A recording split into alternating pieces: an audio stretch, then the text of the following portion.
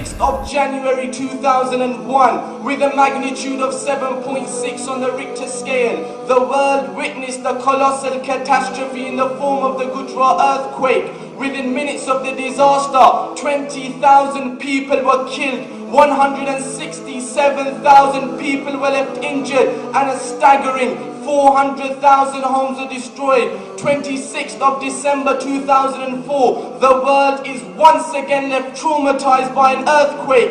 This time, the magnitude is 9.1. This time, the earthquake is so severe that it shook the entire planet 1 centimeter from its axis.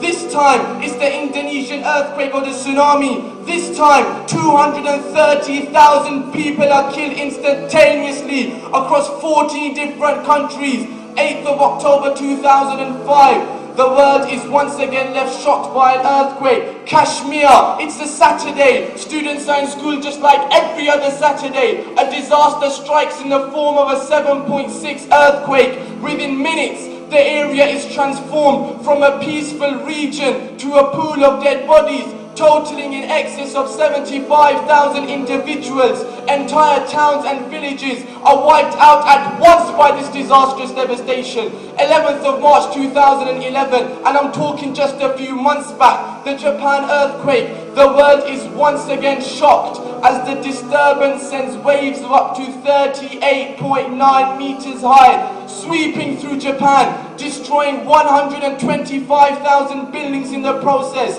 The earthquake rates 9.1 on the Richter scale. The death toll is 15,093. But do not get me wrong, my brothers. My intention, my purpose, my objective of standing before you today is not to inform you of some figures and some facts. It's not to portray some numbers or some stats. Rather, is to make each and every one of us understand, is to make each and every one of us comprehend, is to make each and every one of us realize the similarities between these incidents, the similarities between these disasters, the similarities between these catastrophes. What's the common factor? What's the common feature? What can we deduce from these heart-rending, tear-jerking, agonizing events? Let's answer this question with another question. Did the 630,000 individuals killed by these chaotic catastrophes have any idea that their time is up? Did they wake up in the morning knowing it's the last day of their lives?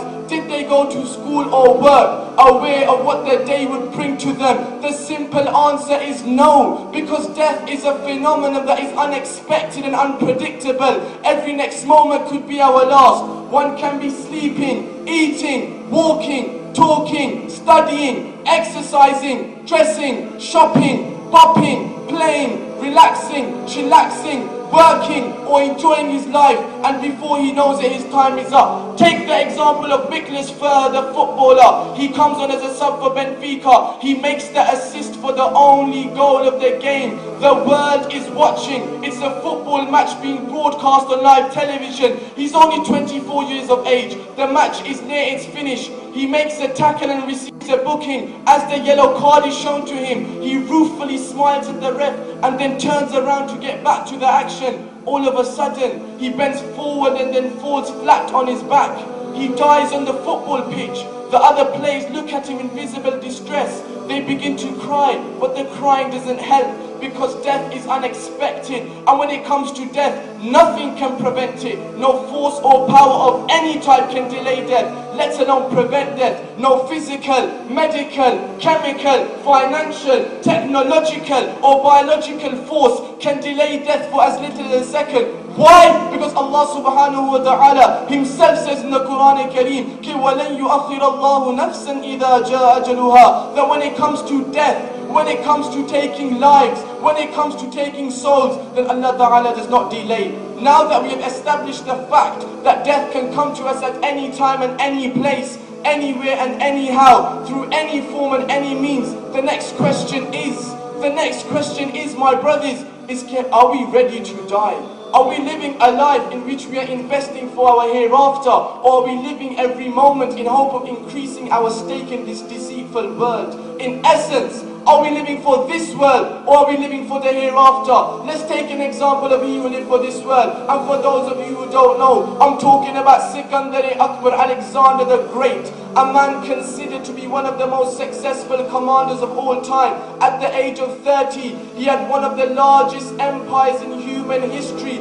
He had it all. At the age of 25, he had conquered 90% of the known world. Yet this same man, this same Alexander, this same Sikandar, when he's on his deathbed and surrounded by his men, he makes a bizarre wish. He says, oh men, after my death, when you put my body in the casket, then let my arms hang over the edges with my palms wide open. The people around him ask the reason to this bizarre request. He replies, so that people can see, so that the world can see that I am that very man who conquered the entire world. Yet today, I am leaving the world empty-handed. This was the end of you and it all. We must realize, my brothers, we can possess the most luxurious of houses, the most expensive of clothes, the most profitable of businesses, the most classy of cars, the most respected of positions in society, the most well-paid of jobs, the most prestigious of degrees, the most envied of grades, the most impressive of CVs, the most affable of associates, the most ecstatic of happiness, the most safe of security, and the most stunning of wives. But when the time of death comes, then all of these things will remain behind, and only our good deeds will remain with us.